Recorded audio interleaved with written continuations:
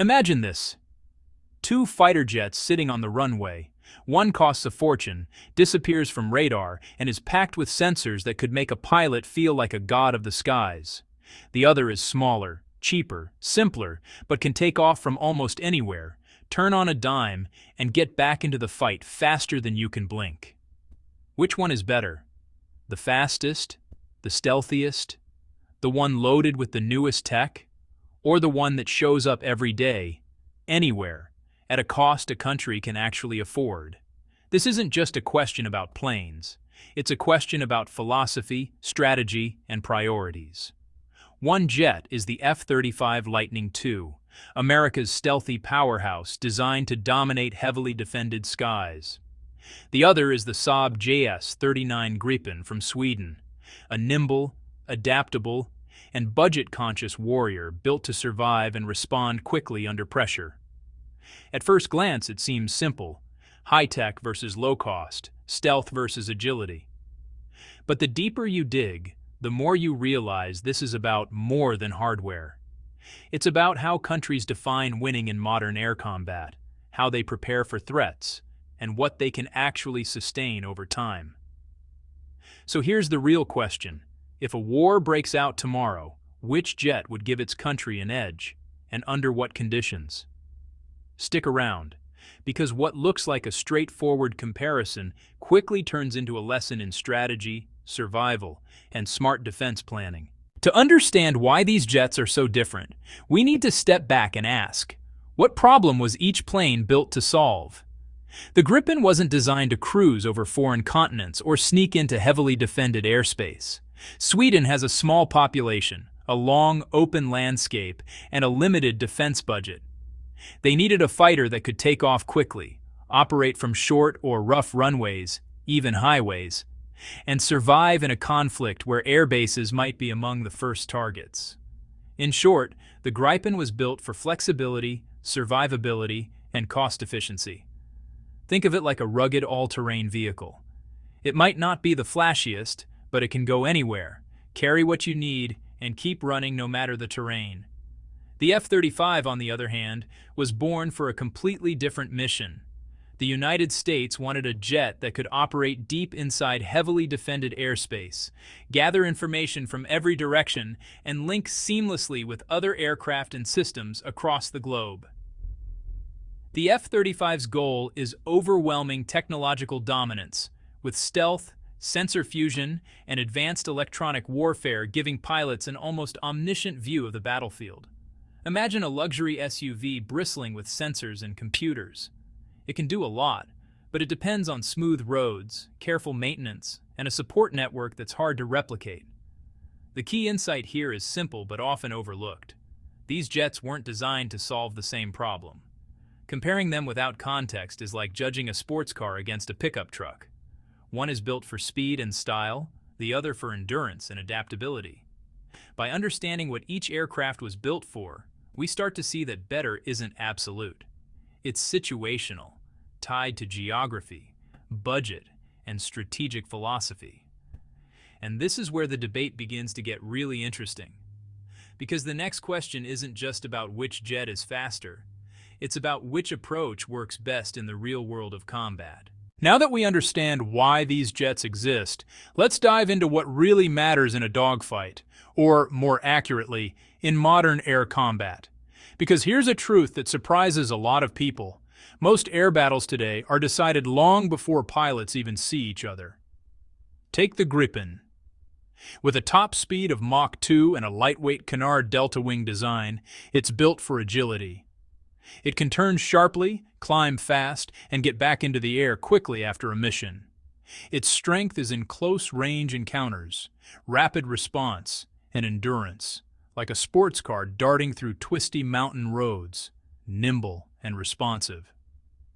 This makes it ideal for nations that need to defend their own airspace and operate in unpredictable, fast-moving scenarios. The F-35, in contrast, takes a very different approach.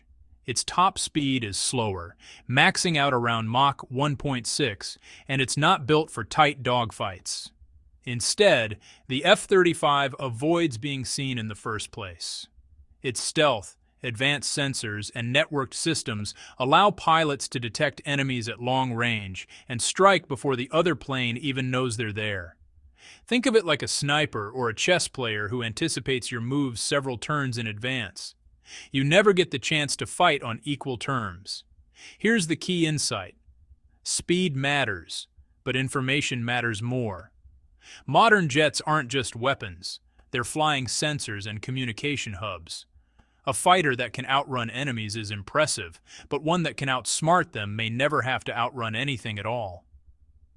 This realization forces us to rethink the Hollywood version of dogfights, the one with jets circling in dramatic loops, guns blazing at close range. That's rarely how air wars are won today. Instead, it's about who knows what first, and who can act on it before anyone else. And that brings us to a question the next section will explore. How do these jets survive in a battlefield filled with radar, missiles, and electronic countermeasures? Because in the end, speed and stealth aren't enough. Survivability is a whole different game. Speed and information get you into the fight, but surviving it is another story. Let's break down how the Gripen and the F-35 approach this challenge, because they couldn't be more different. The F-35's philosophy is simple: don't be seen.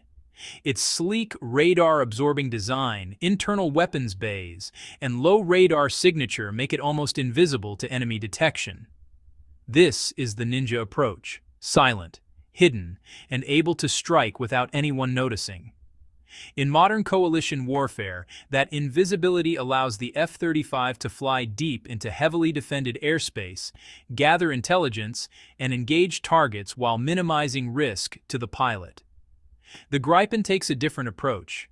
It's more like a hacker than a ninja. Instead of avoiding detection entirely, it confuses, jams, and disrupts enemy sensors. Using advanced gallium nitride electronic warfare systems, the Gripen can scramble radars, evade incoming missiles, and even disrupt targeting systems. This allows it to survive in contested airspace not by being invisible, but by making itself hard to hit. Here's a simple metaphor. The F-35 is the invisible ninja, slipping past guards without them ever knowing. The Gripen is the loud hacker, throwing wrenches into the enemy's systems while moving fast and staying one step ahead. Neither method is invincible, but each is highly effective in its own context. The key insight: stealth isn't the only way to survive. Depending on the battlefield, disrupting and outmaneuvering sensors can be just as deadly as being unseen. And this difference in survival philosophy will influence what each jet can actually do when it comes to attacking targets, the subject of our next section. Survival is one thing, but winning the fight means being able to hit your targets, and sometimes from far enough away that the enemy can't touch you. This is where the F-35 and Gripen start to show different strengths in firepower and strike capability. The F-35 shines in long range and heavy payloads. With a combat range of over 2,200 kilometers and the ability to carry up to 18,000 pounds of weapons, it's built to dominate in coalition strikes and deep operations. Its stealth allows it to enter dense enemy defenses, strike critical targets, and exit with minimal risk. Advanced sensors and networked systems mean it doesn't just drop bombs, it coordinates with other jets, ships, and ground forces to create a synchronized attack. Think of it as a precision-guided, high-tech spearhead. The Gripen, on the other hand, is catching up in surprising ways. Its Meteor missile gives it excellent air-to-air reach, while Sweden's upcoming integration of the Taurus KEPD-350 cruise missile will allow standoff strikes of over 500 kilometers. That means the Gripen can now threaten well-protected targets without flying directly into the enemy's densest defenses, closing the gap between budget-friendly fighter and strategic threat. The key insight here is that platforms alone don't determine capability. Weapons and upgrades matter just as much. A smaller, cheaper jet can still hold its own if it's equipped with the right tools for modern warfare. The tension this creates. assumptions about inferior jets start to crumble. Gripen's clever, flexible design combined with modern weapons can challenge expectations, while the F-35's technological dominance isn't the only path to battlefield effectiveness. Specs, missiles, and stealth are impressive, but wars aren't fought on paper. They're fought on the ground, in the air, and under conditions no simulator can perfectly replicate. This is where the true operational strengths and weaknesses of these jets come into focus. The Gripen was designed with real-world pragmatism.